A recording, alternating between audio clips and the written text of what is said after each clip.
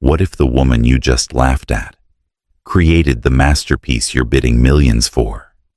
What if the person dismissed as a nobody in quiet shoes and secondhand clothes turned out to be the most powerful voice in the room? This is not just a story about art. It's about perception. It's about the danger of judging too quickly and the beauty of being wrong. Stay with us, because what happens next will challenge everything you thought you knew about value, talent, and grace. Have you ever watched someone walk into a room and instantly know they didn't belong? At least not in the eyes of those already there? That was Maya, stepping into the gallery with quiet feet and a soft gaze, her hand clutching a faded canvas tote that had paint smudges on one corner.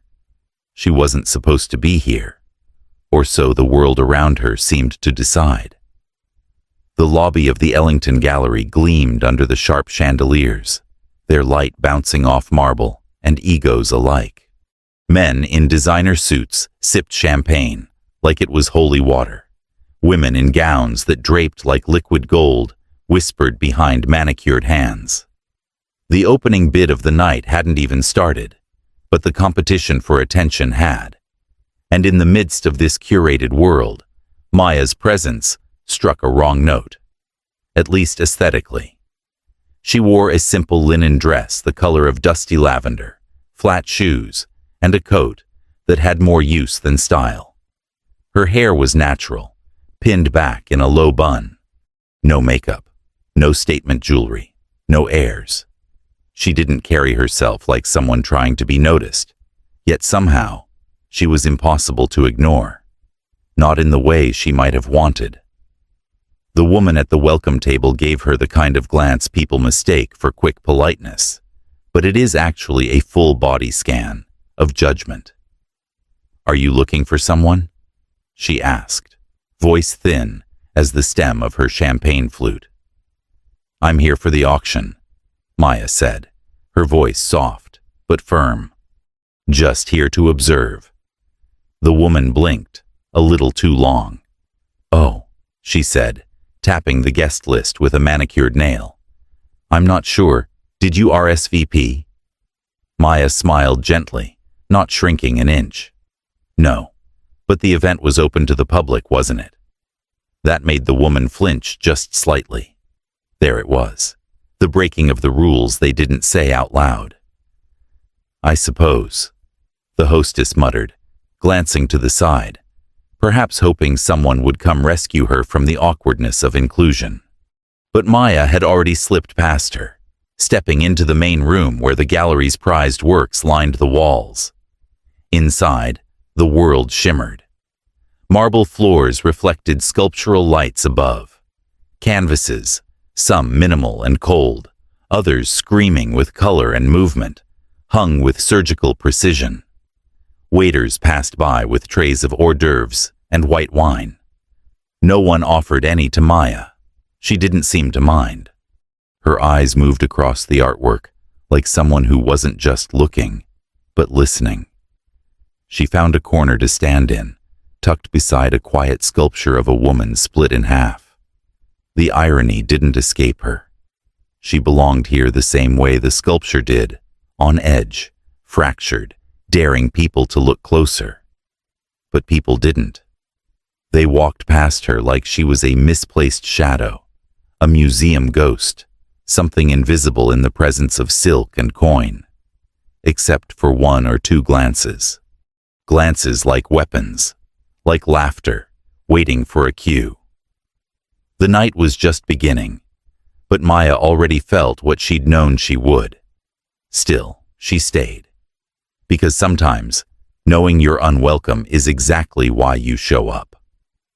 Maya moved through the gallery with the unhurried steps of someone who had all the time in the world and none of the attention. Her eyes scanned each piece, not with critique, but with something deeper. Reverence, memory, like each stroke of paint, held a whisper she once knew. She paused in front of a vibrant oil painting, layered with grief and gold, its composition deliberately chaotic, with brushwork so raw it felt like a confession. Others passed it by with vague interest, already focused on the rumored centerpiece that hadn't yet been revealed. But Maya lingered, as if the canvas spoke a language only she understood. Behind her, a glass of laughter clinked. Bright, brittle. "God, I love these events," came a voice, sharp as acrylic nails. "All this wine, and you only have to pretend to care about the art for like 20 minutes. Maya didn't turn, but the voice got closer. "You're standing in front of dissent, you know," the woman said, heels clicking to a halt beside her. "It's by this obscure reclusive painter. Super moody. No one knows who they are, which, like, adds to the drama, I guess." Maya finally glanced at her. Tall, white, dressed in a crimson gown that clung like a secret. Her lipstick matched her dress. Her laugh matched the room. She held a glass of something clear and bubbling and looked at Maya, the way people look at puzzles with missing pieces. "Sorry, I didn't catch your name," she said, though she hadn't asked for it. "Are you with someone?" Maya smiled gently. "Just here to see the art." The woman tilted her head. "Of course," she said, drawing the phrase out like silk, stretched too far. "That's sweet. I always say it's wonderful when people from, well, all walks of life, feel inspired to attend events like this." Maya said nothing, letting the silence do what words didn't need to. The woman wasn't done. "I mean, there's something democratic about art, isn't there?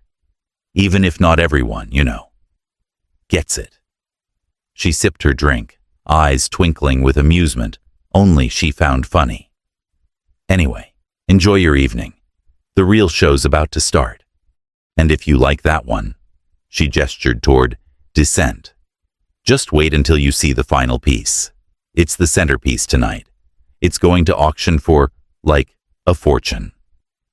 Maya turned back to the painting as the woman sauntered away, her heels striking the floor like punctuation. Around her, the room began to shift, chairs set up, lights repositioned, and murmurs of "the reveal" circling like champagne bubbles in the air. Maya found a spot toward the back, still holding her tote, still invisible to the servers, the patrons, the influencers arranging themselves for the perfect Instagram angle. She didn't need to be seen. She came to witness, to remember, to wait. Because the real show, her show, was just about to begin. They didn't know that yet, but they would. The lights dimmed slightly as a man in a navy tuxedo stepped onto the small platform at the front of the gallery, clutching a microphone like it was made of gold. The hush that swept across the room was automatic, practiced. "Ladies and gentlemen," he began, voice smooth and theatrical, "thank you for joining us tonight for this intimate preview of brilliance. You've already had the privilege of witnessing works from celebrated names. But tonight, we close with mystery, with magic, with a canvas so powerful, even its silence speaks volumes." The murmurs that followed were reverent and hungry. At the edge of the room, a red velvet curtain was drawn back by two gallery staffers. Behind it stood the final painting. A gasp rippled through the crowd. Maya didn't move. Her eyes were already there, already drinking it in, because she didn't need the reveal to see it. She knew every corner, every curve, every brushstroke. It was large, almost towering, with layered oils that danced between defiance and despair, light and shadow.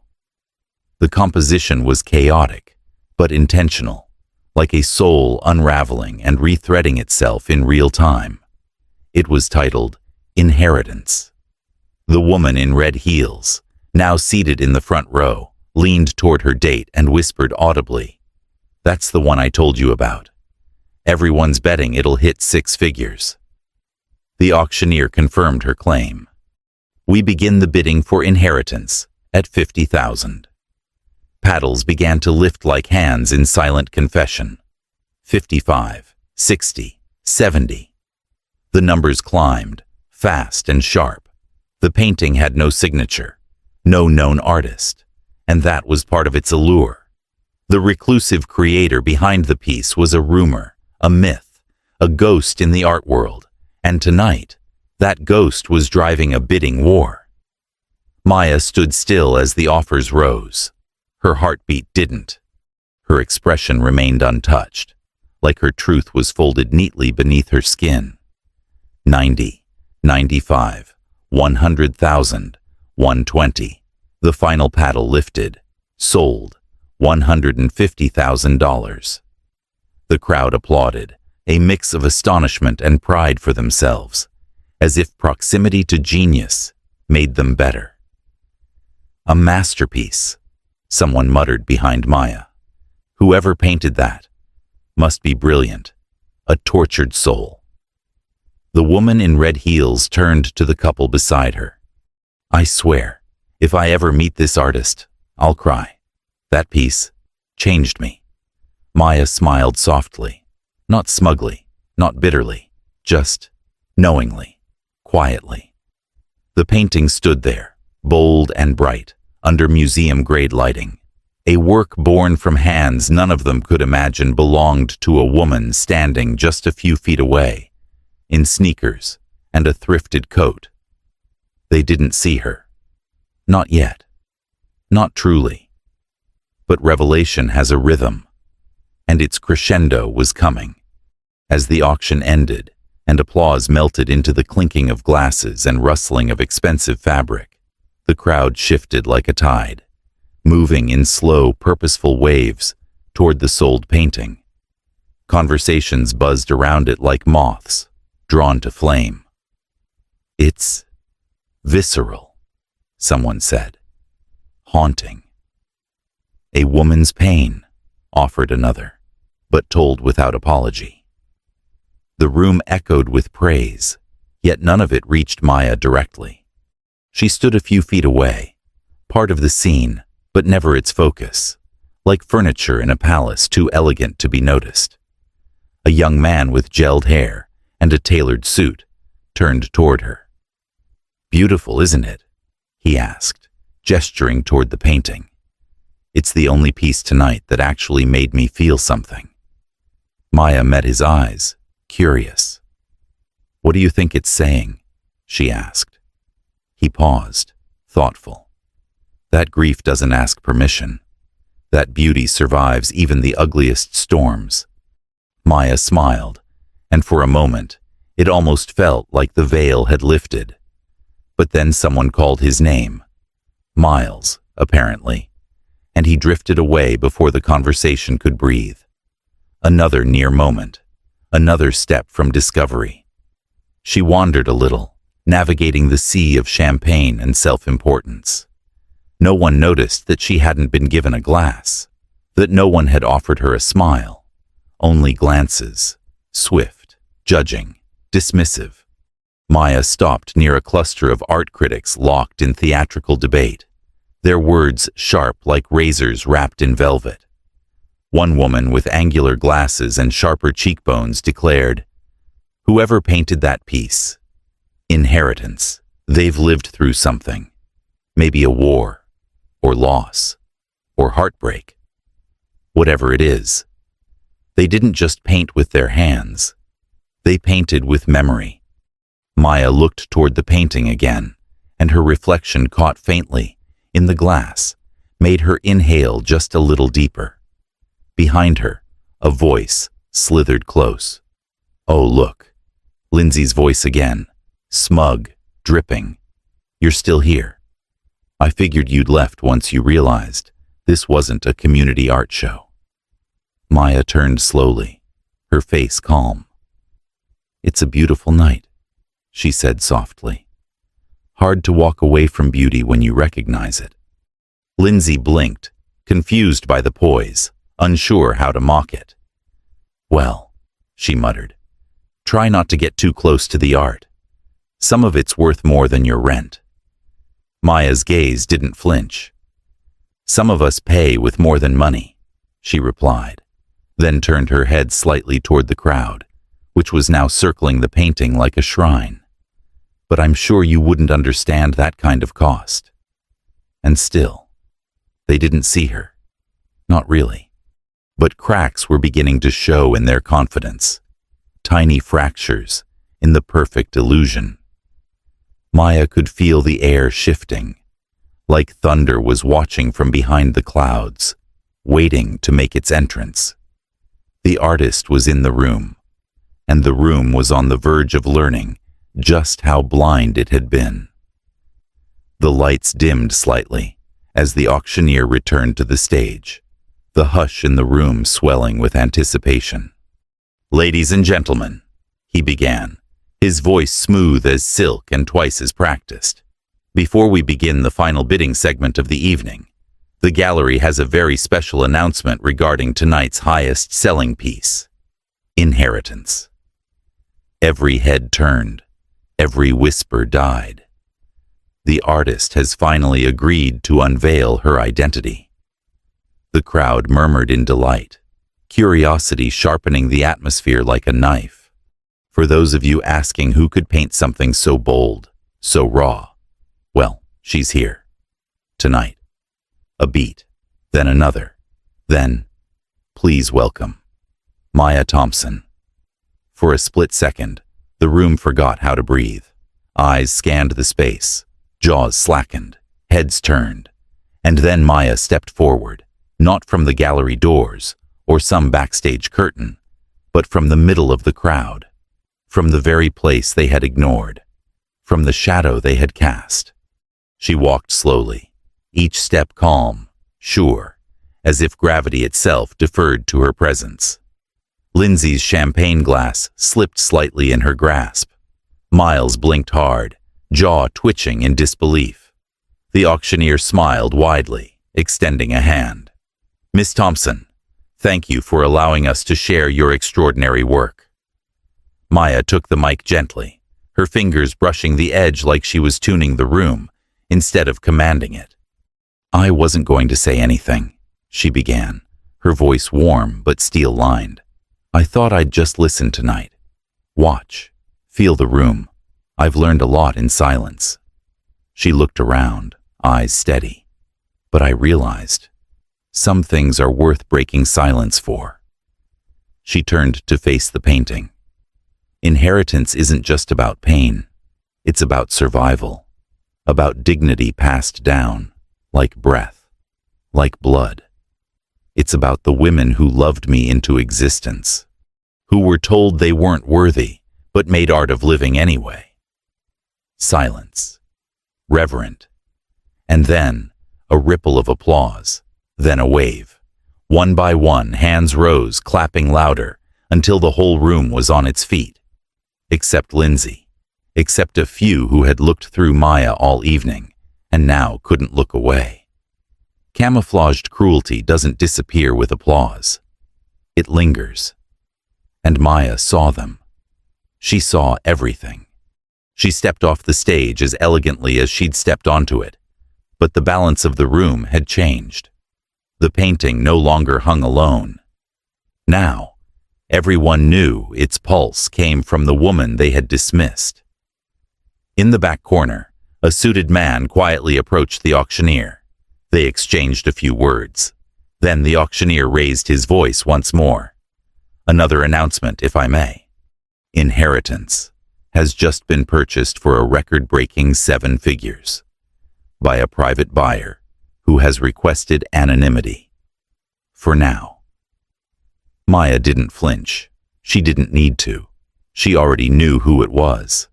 And now, the audience wasn't just watching a painting. They were watching a reckoning unfold, because the world had finally turned to face her, and she was standing tall. The champagne had lost its chill, but no one noticed. The once glittering room now pulsed with a strange, electric discomfort. Some guests shifted nervously, unsure whether to approach Maya or retreat into the safety of their curated aloofness. The air, once saturated with self-importance and idle gossip, now crackled with the echo of everything left unsaid. Maya stood near the painting, back straight, eyes quiet, but alert. She wasn't celebrating. She was absorbing. Every look, every whisper, every glance, pretending not to be a glance. Miles approached with a sheepish half-smile, the kind of expression men wear when they suddenly regret underestimating the woman in the room. Maya, I had no idea. Your work, You had no interest, Maya said, not cruelly, just plainly, truthfully. Until everyone else did. His mouth opened, then shut. He stepped back like her presence was fire, and he'd just remembered he was flammable. Lindsay hovered by the bar, her smirk gone, replaced by something that almost resembled thought. She whispered something to her friend, who responded with a nervous laugh. But Lindsay's eyes stayed on Maya. Not with admiration, yet, but with that twisted cocktail of envy and curiosity that privileged people taste when their illusions crack. In the corner, the gallery owner, Meredith Holloway, tapped her earpiece and slipped into the office beyond the velvet curtains. Her assistant followed. The door clicked shut. Inside, the room was dark, hushed except for the soft glow of monitors. Meredith sat at her desk, her expression tight. That piece was anonymous. I was told the artist wanted it that way, she muttered. What changed? Her assistant hesitated. We got a call from the buyer. And? He said if Maya didn't get credit, the entire sale would be voided, and he'd make sure every gallery in New York knew exactly why. Meredith blinked. Who the hell has that kind of leverage? The assistant swallowed. Apparently, her husband. Back in the gallery, Maya walked along the edge of the crowd, offering gentle nods to those brave, or kind, enough to meet her gaze. But when she reached the glass doors, she paused. Through them, beyond the steps, a sleek black car had just pulled up. A driver in a tailored suit stepped out and opened the rear door with crisp precision. And then he appeared. The man who moved like silence and certainty was stitched into his spine. Tall, striking, wrapped in a dark overcoat, with the kind of posture that didn't ask for permission to be noticed. It demanded it. His name was Elijah Carter, and he was one of the most influential tech entrepreneurs on the East Coast. Founder of the Carter Collective, a billionaire with a mind that could fill stadiums and a heart that only Maya truly understood. Cameras clicked before anyone could stop them. Elijah didn't care. His eyes were already on her.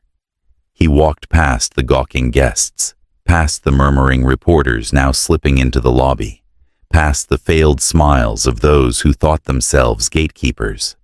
He stopped in front of her. Ready to go? He asked. Maya smiled, the kind of smile that didn't need to be wide to be victorious. More than ever. He offered his arm. She took it. But just as they turned, Meredith emerged from behind the curtain. Mr. Carter, she said, clearing her throat. We had no idea the artist was your wife. Elijah turned slowly, his gaze cool. That's because you never asked.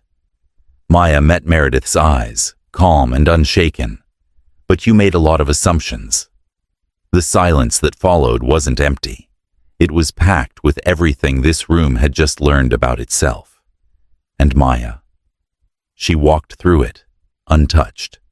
The drive away from the gallery was quiet at first, not from tension, but from the heavy intimacy of two people who had weathered the worst together before. Elijah kept one hand on the steering wheel, the other resting lightly on Maya's knee, grounding her in a way only he knew how. Outside, the city blurred past. Neon signs, golden streetlights, the occasional flash of a camera, still trying to chase what had already slipped through their fingers. Inside the car, everything slowed. Maya let out a breath she hadn't realized she was holding. "I wasn't going to say anything," she murmured. Elijah glanced at her. "I know." "But they pushed," she added, eyes still on the passing skyline. "And I didn't break." He didn't smile. He didn't need to. The pride in his eyes was louder than any grin could be. Meanwhile, inside the gallery, the aftermath unfolded like an unraveling mask. Meredith sat behind her desk, rubbing her temples as news alerts began pinging across her phone. Anonymous artist stuns New York's elite. The woman in the sweater is a world-class painter. Billionaire's wife shatters expectations. Her assistant hovered awkwardly, unsure if she was supposed to pretend none of this was a disaster. Meredith finally snapped. Find out who knew. Someone had to recognize her before the announcement. Who talked? But the assistant stayed silent, because they all knew the truth. No one cared enough to look closely, until the price tag forced them to. In the guest lounge, Lindsay paced, wine glass trembling slightly in her manicured hand. Her friend watched from a velvet couch. "You okay?" she asked carefully. "You looked shaken." Lindsay let out a dry laugh. "Shaken? I called her a fraud, laughed at her. I said she didn't belong." "Yeah," her friend whispered, eyes down. "We all did." That sentence clung to the air like smoke. Ugly, undeniable, choking. Around them, the elite were now grappling with the guilt that always came too late. At home, in their penthouse surrounded by tall windows and soft jazz playing in the background, Maya stood before a blank canvas, brush in hand. Elijah leaned in the doorway, watching her like someone witnessing the sunrise for the 1,000th time and still getting chills. "Will you paint again?" he asked softly. "After tonight?" She dipped her brush into the color, but didn't look at him. "I never stopped. I just stopped sharing." He nodded slowly, stepping toward her. "Maybe it's time to share again, on your terms." Maya met his eyes, and for the first time in weeks, something inside her shifted. Freedom, not from the world, but from needing its validation. Later that week, the gallery issued a formal apology, but Maya didn't respond. Instead, she received invitations from 3 major museums, offers for full exhibitions, and interviews from networks that had ignored her before. But she declined them all. Not out of spite, out of clarity. She didn't need to perform for a room full of people who only knew her worth when it came with a pedigree. But then came the twist. Twist number 3. One of the curators who had bid on Maya's painting, quiet, respectful, and clearly moved, reached out with a handwritten letter. Not a press statement, not an email, a letter. It read, "Art that reveals itself through humility has the power to dismantle the arrogance in others. Yours did, and I want the world to see it, not because you're someone's wife, but because you're someone who changed how I see." It was signed, Clara Benson, director of the Modern Arts Institute. Maya read it twice, then again, and for the first time, she smiled, not from survival, but from being seen, truly seen. That night, she pulled out a second canvas, not for the world, not for revenge, but for the girl she used to be, sitting cross-legged on the floor of her grandmother's porch, with a dollar store paint set and stars in her eyes. The world had finally caught up, but she had always known. The firestorm didn't wait for the morning news cycle. It erupted overnight, an uncontainable blaze of digital fury and poetic justice. Clips of Maya standing silently in that auction room, her arms crossed, her sweater plain, her face unreadable, were now everywhere. But it wasn't the image that struck people. It was the caption someone added that went viral. She wasn't lost. You were just too blind to see her. Hashtags swarmed across platforms. Maya the artist, she painted that, more than you assumed. Celebrities reposted it. Art critics scrambled to draft mea culpas, dressed up as evolving perspectives. Think pieces mushroomed across every major outlet, all trying to make sense of the same stunning reveal. That the woman dismissed, laughed at, and overlooked was the genius they had all come to worship, unknowingly. Inside the gallery, Meredith stood in front of a PR team flown in by the board. The mood was tense, suffocating. She tried to spin the situation, calling it a teachable moment, a misunderstanding, but every word felt like oil on water. One of the board members, a man who had remained silent for most of the year, finally leaned forward and said, "She was humiliated in this building. You don't get to call it a misunderstanding. You call it what it was. Arrogance dressed up as curation." Meredith's jaw tightened, but she said nothing, because now she wasn't running the story. The story was running her. Elsewhere, Lindsay scrolled through comments under her own photo, the one she had proudly posted hours before the event, arm in arm with the very people now being dragged across the internet. Her name was trending too, but not the way she'd dreamed. Isn't this the girl who said Maya's outfit looked like charity chic? Imagine getting outclassed by someone you thought worked catering. Lindsay slammed her laptop shut and buried her face in her hands. Regret, it turns out, tastes a lot like bitterness when you're forced to swallow it in public. Meanwhile, Maya stayed quiet. Her phone buzzed endlessly. Gallery owners, auction houses, publications, podcasters, even fashion brands, suddenly seeing her as a symbol of grace and rebellion. Elijah fielded most of them, shielding her the way he always did, not like a bodyguard, but like someone who knew the weight of her silence was more powerful than any press statement. "They want you on the cover of 3 magazines," he said gently, reading from his phone. Maya sat in her studio, barefoot, brush in hand, not looking up. "Let them want," she replied. "Wanting doesn't mean deserving." But then, a letter arrived. Real, tactile, handwritten. It was from a small charter school in Newark. A group of 8th grade girls had watched the clip of Maya at the auction and started their own art club called The Blank Canvas. They included drawings of her, letters of admiration, and a simple question written in a crayon-scrawled note. "Can you teach us how to paint what we feel, not what people want to see?" That letter broke her, in the best way. Later that week, Maya stood before a room of 40 girls in a community center, lit with more soul than budget. She wore the same sweater, the same jeans, no makeup, just Maya. "You don't need permission to create," she told them.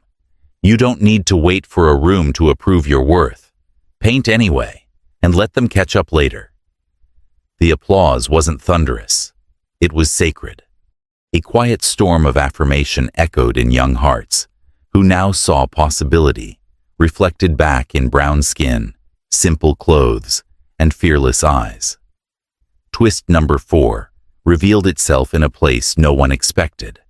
A rival gallery, prestigious, historic, and famously inclusive, offered to name its new residency program after her. Maya declined, but she suggested something else. Name it after her grandmother, Ruth Elaine Davis, the woman who first put a paintbrush in her hand. "Let the next generation walk in through a door named after someone who never got invited in," she said. From exclusion to legacy, the arc was complete. And Maya, she kept painting. But now, the world was finally watching, with its eyes open. The invitations poured in like gold leaf, caught in the wind. The Whitney, the Tate, MoMA, and even a retrospective in Paris. Art brokers whispered of multi-million-dollar commissions, branding deals, and documentaries. Maya had gone from nameless to everywhere, the kind of meteoric rise that most artists only fantasize about. But she walked through it all like a woman moving underwater, unrushed, contemplative, immune to the flashbulbs. Everyone wanted her on their terms, but Maya had never needed anyone's terms to begin with. One morning, Elijah brought her coffee and a new contract. This one came from a massive conglomerate, offering to back a private gallery under her name. Curated by her, owned by her, the works chosen solely by her vision. A temple, they said, for artists of color who had been left in the shadows. Maya traced the edge of the document with her fingers, quietly. This would be legacy, Elijah murmured. Power, control. You could rewrite the rules. Maya smiled, but faintly. Power doesn't interest me, she replied. Presence does. Instead of signing, she returned to the same auction house. Not to claim victory, not to make a statement. She returned with a portfolio under her arm, unannounced, and asked to speak to the curation intern. A young girl with nervous eyes appeared, clipboard clutched tight. Hi, Maya said gently, offering the folder. I'd like to submit some emerging artists for consideration. They don't have representation, but their work deserves to be seen. The girl opened the folder, her eyes widening as she flipped through it. You're Maya Davis. Still am. Maya nodded. But this isn't about me.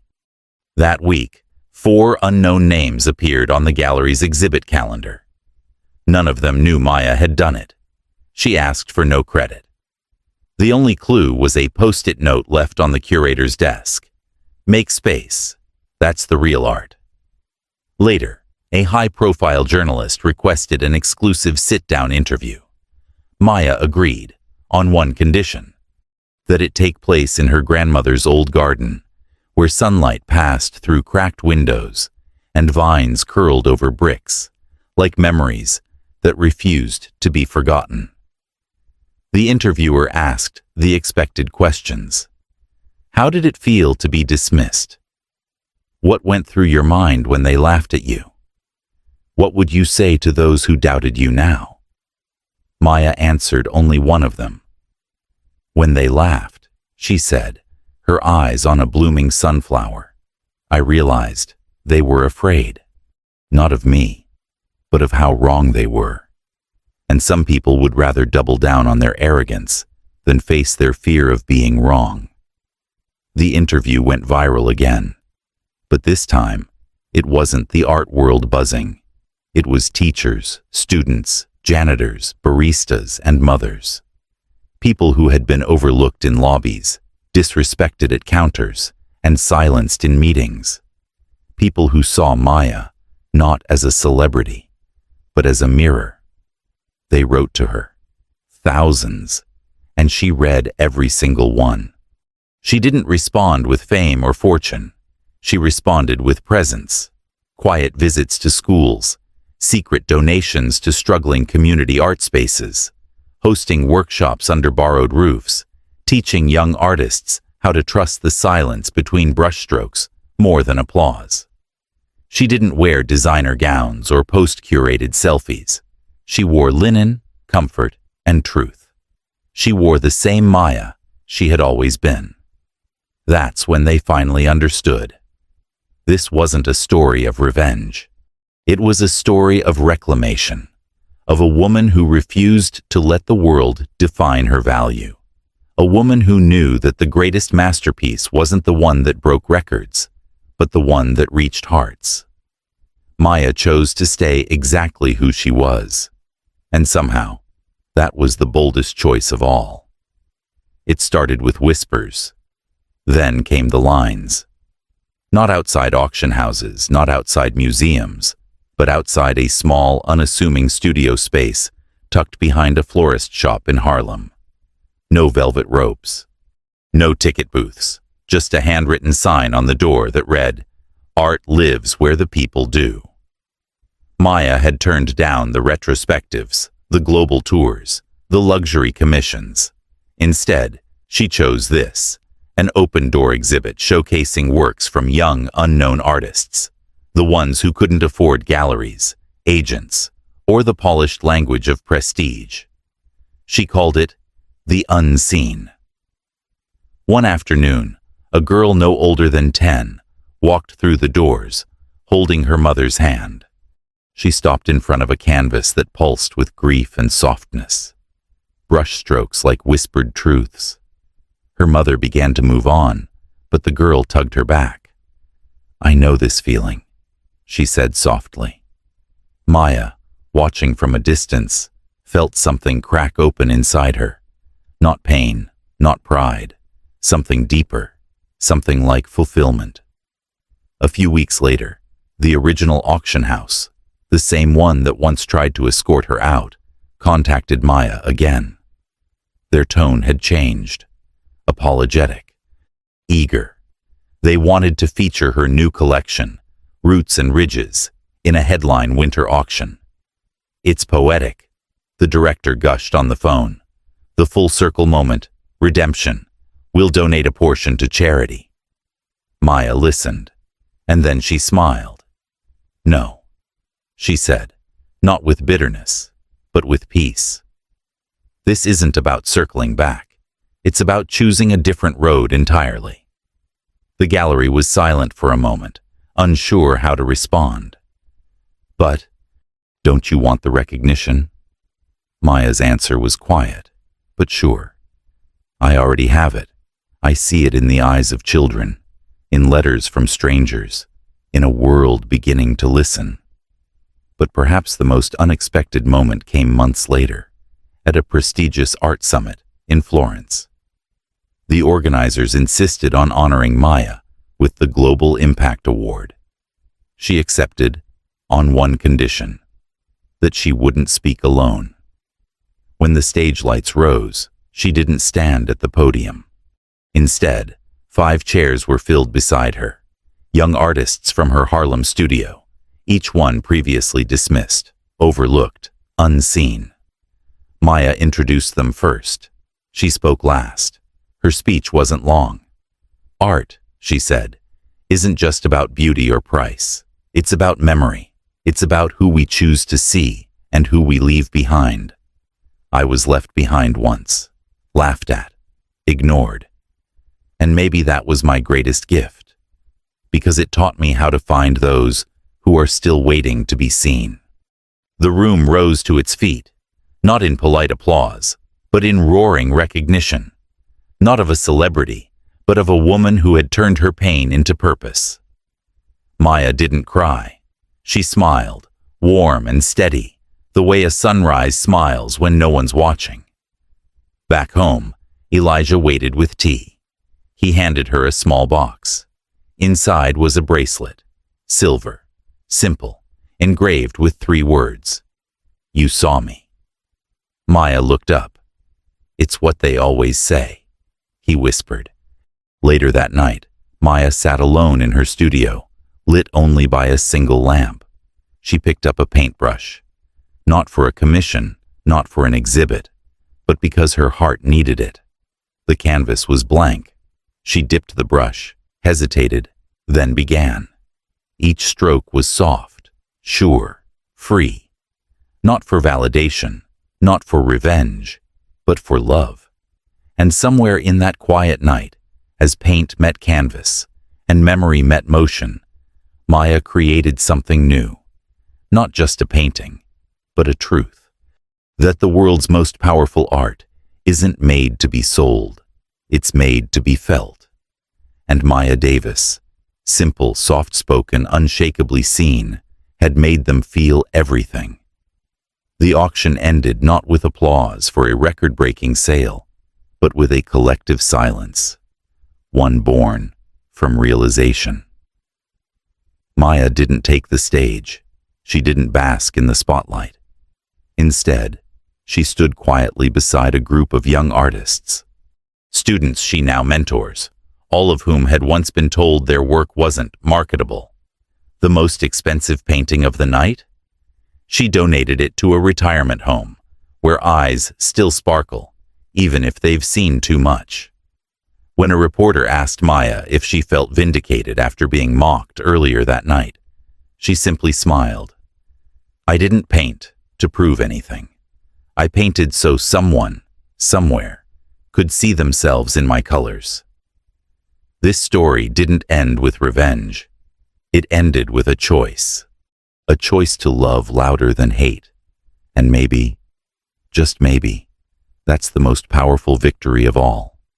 If you've ever been dismissed, overlooked, or told you don't belong, this story is for you. Not to make you bitter, but to remind you to keep walking, chin up, heart full, just like Maya.